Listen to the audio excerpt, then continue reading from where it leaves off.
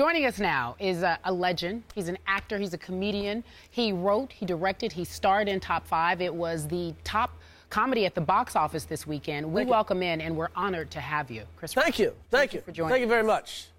I just want to say right now, Skip, your suit is so much blacker than Steve. Like if something happened and like we all had to leave and take off our clothes, and they say, "Who's the black person's clothes?" Yes. You are Steve Harvey Sharp. Thank you very much. And I'm talking about Steve Harvey that used to host the Apollo.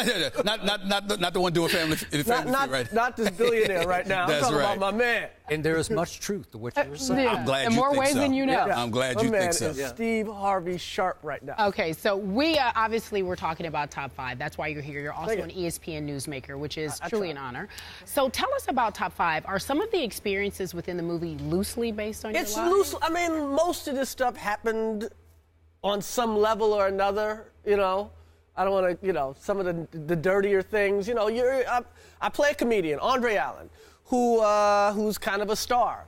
I guess you can say I'm kind of famous. And it's the day in the life of Andre Allen as he has a movie coming out, as he's getting ready to get married. And we follow him throughout his day with a lovely journalist like yourself. Yes. I agree. You had to I love the movie. I was like, I was channeling her. It was I knew made it was for me. For you. Yes. Yeah.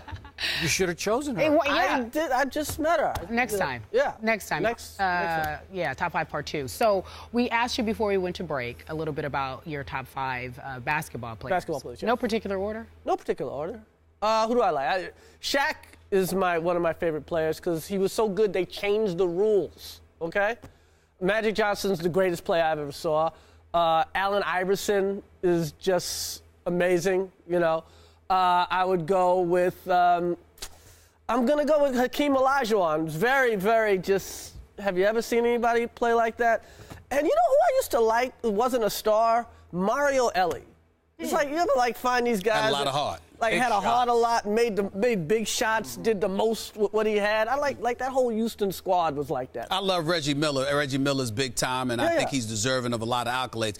I was just shocked that he was in your Top 5. I think that's the Nick games you've been at and how he broke your heart. I was at that game. I was at the game where he, you know. 8 points in what, in 4 seconds or whatever it was. Yes, that was, Reggie Miller broke my heart on many a night. Okay. Yes. Makes sense. Before we leave Top 5, quick thought. I saw it when it opened on Friday, and I thought it was an achievement because it manages to go deep and still be Chris Rock funny. Thank you. Not easy to pull off. I'm a big Woody Allen fan, and I've seen interviews in which you have referred to what Woody did after making a few silly comedies that were funny, but then he made a left turn into Stardust Memories, and you've compared this to sort of your Stardust Memories in a way. How important is it to Chris Rock at this stage of your career to be taken more seriously? You know what? I let the work do it for me. Yeah, I would, you know, if I do better work, people will take me more serious, you know? If Jay Cutler hits 5 more passes like last night, that's true. You take him more serious. So I'm going to let the work speak for itself. Is it important to you to be taken seriously? It's important for me to be taken serious by my kids. Okay. You know, but I'm a comedian at the beginning and the end of the day. My main job is to make people laugh, and with a body of work, you know, people will go, oh, that. A silly man couldn't have done all of that. Right. That's what I've got. One of the things I love about watching you perform for years is that you've always been highly intelligent and very, very conscientious. And I was reading this Hollywood Reporter article on you, and you also seem to be somebody that it's not just about you, it's not just about your comedy, but it's also about bringing awareness to the challenges that black folks in your position or black folks aspiring to be in your position, whether it be actors or folks that do comedy, the challenges that they face. Can you speak about that at all? Because you've been willing to say a lot about that. Hey, man, I just try to make things interesting. Right. You know, I'm here to entertain, but I'm also here to not bore. You know what I mean? And when I'm on stage, I want to be saying something that doesn't bore me. Because, you know, you got to say things over and over again a lot. I'm sure you guys have to do. So it's nice to be coming from your heart. It's nice to keep it real in the good sense of keeping it real. And I know people are listening, so I try to give them something. Try to give them a little food with it.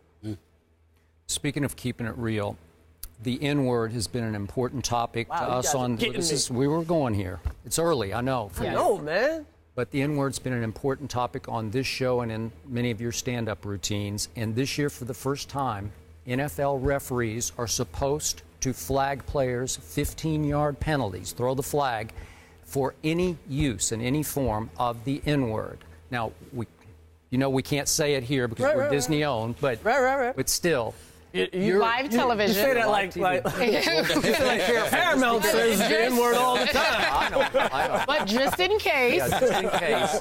Miramax, You can say it there. Give us your thoughts on the NFL penalizing the use of the N-word on the football field. I mean, honestly, first of all, they should. I mean, if you're penalizing curses, just penalize curses. I don't know if you should, single out one particular word, because sometimes the word is said in happiness. Honestly, sometimes the word's said in other ways.